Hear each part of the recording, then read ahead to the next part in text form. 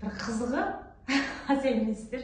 Қазір біздің алдымызда әдемі бір апай жүзін елден жаздыратын десе панкратит болып келген, бүйрегінде тасы бар болған, операция жасалған, сосын эндометриоз операция жасалған, бірақ дәл қазір женскийде тағы да полип болып тұр, ауырады негізі. Ауырмайды, но белім ауырады. Беліңіз ауыратын, беліңіз ауырады, сосын оң жақ балтырының сырты ауыратын, содан кейін түнде кішітәрікке көп шығатынсыз, шашыңыз көп түсетін, қол аяқ тастай болатын, сосын бір қызығы пупадан суық тер шығатын. Осының бәрін сіз бұрын ауру ретінде көріп, бір ем алып көрдіңіз ба? Ылғи врачқа барып, ол системаны алып жүрсе, осы симптомдарға мен осындай қол аяғымыздай, шашым көп түседі, түнде кішітәрік көп шығам, белім ауырады деп барып, жалобыңызды айтып, осындай симптомдарыңызды айтып, ем алып жүрдіңіз. Қанша уақыт? Мен каждый жыл сайын барамын. Жыл сайын барасыз? Кровообращение, нарушение кровообращения дейді, қан айланбайды. Соған укол салады. Қанша күн, қанша уақыт? 10 күн. Сосын не болады? Потом облегчение чувствую. Кішкене легче болады, бірақ бір жылдан қайталайды. Қол аяғыңыз мұздай. Мынандай екен да, қол аяғы мұздай адамның жүрегі нашар болады екен. Ал жүрегі нашар адамның көңіл күйі керемет жақсы болмай, жарқырап, прямо деп жүре алмайды. Келсіз ғой? Сіз маған келгенде ондай емес болатынсыз. Қазір апайымыз деген күліп, беті нұрланып жақы. Сондықтан бір адамның мінезі ол жаңағы денсаулығына тікелей қатысты. Сонда жақындарыңызды мінезі жаман, ой өзгерте алмадым деп кінәламаңыздар, керісінше оған көмектесіңіздер. Ортаны өзгертіп, ол кісінің мінезін жаңағы жақсартуға, не болмаса осындай біздің орталыққа келіп, массаж алдырып, нүктелерін аштырып, қол аяғын жылтып жесеңіздер, органдардың функциялық қызметі жақсы болып кетеді да, мінез түзеп кетеді. Мен осы орталықта ең бір қуанатыным сол ғой. Адамның мінезі дұрысталғаннан кейін болды, өмірі керемет болып кетеді. Өмірдің өзі мінез ғой, мінезің керемет болса, өмірің керемет болады ғой. Біздің мұсылманның несі де сол ғой шарты. Мінезді бол, мінезің әдемі болу керек, сондықтан былай екен да, мен сіздерге осы көңіл күй жайлы айта кетейін осы орайда. Қатты қорқыныш бүйрекке әсер етеді. Зәресі кеткен зәресі ұшқанның зәрі кетеді дейді. Қатты ашуланшақ, бірдеңе ренжи беретін адамның бауырына зақым келеді екен. Бауырына. Яғни қараңыз, бүйрегі әлсіреген адамның жаңағы бірдеңеден қорқытып бүйрегі әлсірейді ғой, үнемі қорқақ болып қалады.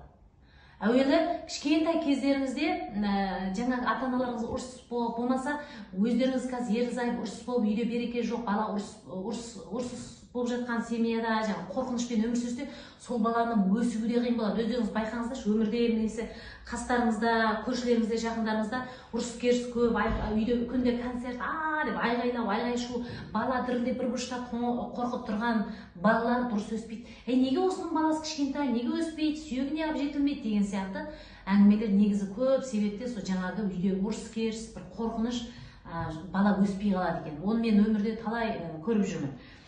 Содан кейін жаңағы ашуланшақ дейді. Ашуланшақ сонда біз жай ешқандай ренжітем деп ренжітпейміз. Жөп-жөңкі бірдеңе, немесе қалжың ретінде түртіп қалып, тиісіп қалып, балаларды тиісесіз тұр ғой. Мысалы, қасыңыздағы адамдарды ренжітіп, ашуландырып, тиіскіңіз келіп тұр. Сол ашуланады, ашуланған сайын бауырына зақым келеді, содан кейін бауыры бала күннен солай болып өссе, ортасы сондай ашуландыратындай орта болып өсетін болса, бауырына зақым келеді, сосын ол адам ашуланшақ болады. Неге? Өйткені ол бауыры зақымдалды, ол өзінің мінезін өзгерте алмайды оларға қарай. Түсіндіңіздер ме?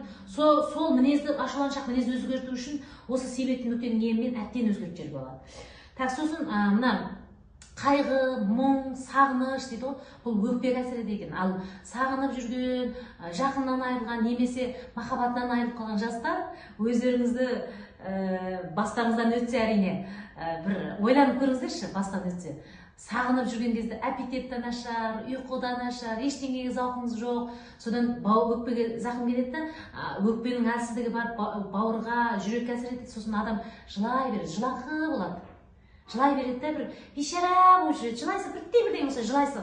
Сондай адамға көп сүйіспеншілік беру керек. Сол адамды келіп нүктесін ашып массаж жасап жүрсе керемет жақсы болады. Содан кейін ренжу дейді ғой, үнемі ренжіп, бірақ ішке жинайтын адамдардың көбісі асқазаны кетеді екен. Асқазаны кетіп, ас қорыту жүйесі нашарлап, аппетиті жоқ, сосын арықтап, сосын асқазаны келеді. Оның үстіне кофе, зеленый чай деген сияқты ішіп алсаңыздар, біттіңіз ары қарай. Көрдіңіздер ғой, осындай көңіл күйдің ішкі ағзаға қалай әсер етеді, ішкі ағза бар сана сезімге қалай әсер ететін. Бұны білмеймін, менен басқа кім түсіндіре алады десе. Мен мына тәтеден көріп тұрсам, қазір беті жарқырап, күліп, жайраңдап жүр. Мынандай екен ғой, жүректің әлсіздігі деген біз екі мағынада айтамыз. Жүректің әлсіздігі деген жаңа физикалық тұрғыда жүректің соғыс әлсіз, яғни бір функциялық қызмет әлсіз деп айтамыз ғой. Ал жүректі екен, о, керемет ашық жарқын. Жүректі дейді ғой, жүректі деген ол рухын, оның сана сезімін айтады. Сонда екі, ол жоғары деңгейде түсіндіреді, жаңа рухани жақтан түсіндіреді. Сонда жүректің өзін екі түрде бөлеміз, жүректің әлсіздігі деген. Жүректің әлсіздігі бір жағы жаңағы басқа органнан зақым келіп әлсірейді. Біреуі жаңағы жан-жақтағы ортадан ренжіп қалғаннан жүрегі әлсірейді, ашуланғаннан жүрегін әлсірейді деп алады, жаңағы ашуланғаннан жүрек қозғалады ғой. Сосын мен жүректің сыртындағы қабыршағына әсер етеді, сөйтіп барып жаңағы функциялық қызмет әсер етеді. Көрдіңіз бе?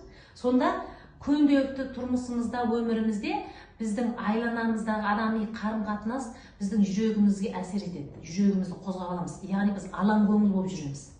Ал алаң көңіл болмайтын сабырлы адамдардың бәрі жүрегі мықты болады. Мен сіздерге күшті тәсіл үйретейін. Жүректі қалыпқа келтіру үшін мына екі омыраудың ортасында бір нүкте бар. Соны басып көріңіздер. Қатты ауырады жүрегі әлсіз адамдар. Анау маймылдың үлкені не деп айтады? Орангутан дей ма? Не деп айтады? Гүлмира? Иә, бүйтеді ғой? Гарида, иә? Керемет, ол ашуланған кезде мынаны жүреді. Ол табиғи бір не? Сондай бір табиғи бір күш. Солай сен жүрегің әсіреді осылай ұр деп тұр ол. Көрдіңіздер ме? Сондықтан өздеріңізде анда-санда жүректеріңізді осылай ұрып, сосын арқаларыңызды дуалға ұрып, жаңа жүректің қан айламын жақсартып, содан кейін бет алды. Енді өздеріңізді барынша сабырлы ұстауға, жаңағы ашуланбай, жыныңа тиетін негатив адамдардың кішкене алыстау жүріп, сосын барынша елге сүйіспеншілік берсең. Ана айтады ғой, өзіңді құрметтеткің келсе дейді, ең әуелі өзгені құрметте дейді. Өзгені құрметте өзіңіз алдымен бір қадам бассаңыз, алдымен елден бұрын. Онда бұл бәрі жақсы болады. Көңіл күй жақсы болса, ауру бәрі кетеді. Негізі біз қазір адамдарды емдеген кезде сол көңіл күйді жақсартамыз ғой. Көңіл күйіңізді шаттық көңіл күйде жүріңіз, жақсы болыңыз деп. Сосын жақындарына түсіндіреміз, бұл кісіні ренжітпеңіз деп. Ана аурудың емделіп кетуіне жақсы әсер етеді. Неге? Өйткені сенің бүткіл организмнің энергия тұрғыдан, сенің басқа не жағынан да жаңағы сенің күнделікті тұрмысың әсер етеді ғой. Жағдай, яғни сен өзіңе жақсы жағдай жасауың керексің. Ауру деген жақсы жағдай болмағаннан кейін, сен өзіңе дұрыс күтім алмағаннан кейін ауырасың ғой. Сонда жаңағы көңіл күй дұрыс болмағандықтан, тамақ дұрыс болмағандықтан, ұйқы дұрыс, демалыс дұрыс болмағандықтан, стресс, нагрузка, өзіңді зорықтыру, осы жағдайдың бәрін сен бір қалыпты өзің күтім алып жүрмей, сосын барып орган әсер етеді, орган барып жаңағы көңіл күйге әсер етеді, жаңағы содан кейін бітті, ары қарай функциялық қызмет нашар болады, сосын энергияңды алып қойды, энергия кеткеннен кейін бітті, өшірсің де қаласың. Сондықтан әр адамның көңіл күйіне қарап, мінезіне қарап, бұның қай орган ауырып тұр, бұған қандай көмек бере аламын деген сияқты ілімді тек қана біздің орталықтан ала аласыз деді. Мінекей Света тәтеміз қазір керемет, бізге келгенде ауырам деп қабағы түйіліп отыр, қазір күліп жайраңдап отыр. Ең әдемі адам күліп жүрген адам ғой. Қол-аяғыңыз жылыды. Пупадан тер шықпайды қазір. Шашың түспейді. Түнде кіші шықпайтын болдыңыз. Тамаша, міне. Беліңіздің ауырғаны азайды. Бұл кісі аз-ақ күн ем алды. Аз-ақ күн ем алды. Жетпей қалды. 10 күн жетпейді. Негізі 50-ден асқан кісілерге 20 күн ем. 10 күннің ішінде 10 күннің результат көрдіңіз, е? 5 күннен кейін уже обострение, 3 күннен кейін обострение берді. 3 күннен кейін ауру шығу барысындағы жерлері қозғалды, ауыра басталды. Поджелудочком, печень бәрі уже прям приступ сияқты ауырды да, 5 күннен кейін уже нормальный состояние болды. Оның бәрін бұл кісілер келгенде мен түсіндіремін, осындай обострение береді, ауырған кезде тайып кетпеңіздер. Не дейді, Құдайдың шайтаннан адамның шайтаны артық дейді. Адамдар азғырады ғой.